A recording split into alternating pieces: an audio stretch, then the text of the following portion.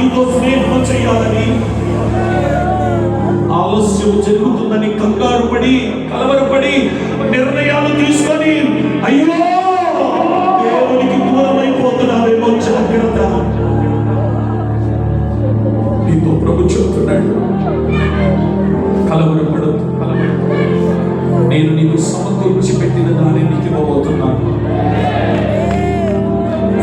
యోసేపుకు తెలియదు, యోసేపు అన్నలకు తెలియదు, యోసేపు తండ్రికి తెలియదు ఏమి జరగబోతుందో.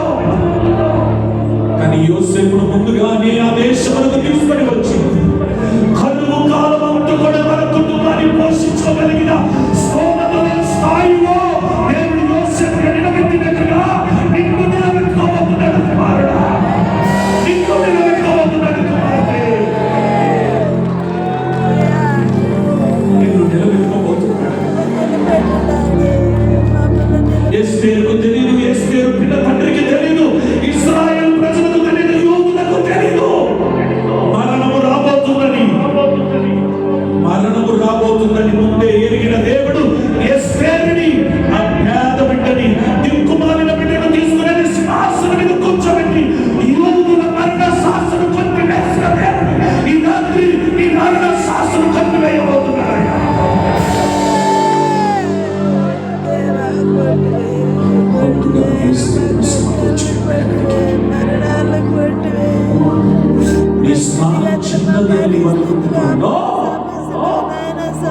ఒక ఉన్నతమైన స్థానంలో దేవుడు నిన్ను కూర్చోబెట్టబోతున్నాడు. ప్రజలు నిన్ను చూడబోతున్నారు, నీ బంధువులు నిన్ను చూడబోతున్నారు, నీ రక్త సంబంధులు నిన్ను చూడబోతున్నారు, నీ స్నేహితులు నిన్ను చూడబోతున్నారు, నిన్ను ఓడించాలనుకున్న వాడు కూడా నిన్ను చూడబోతున్నాడు.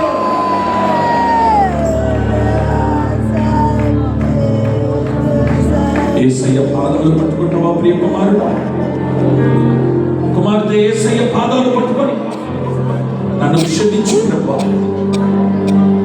నా కొరకు ఏదైతే సమకూర్చున్నావో దాని గురించి తెలియక నీకు దూరం అయిపోయినాను, నిన్ను విడిచిపెట్టినాను, పలుమార్లు నిన్ను దూషించున్నాను, నేను అవమానపరుచున్నాను, నీకు వ్యతిరేకంగా చేస్తున్నాను.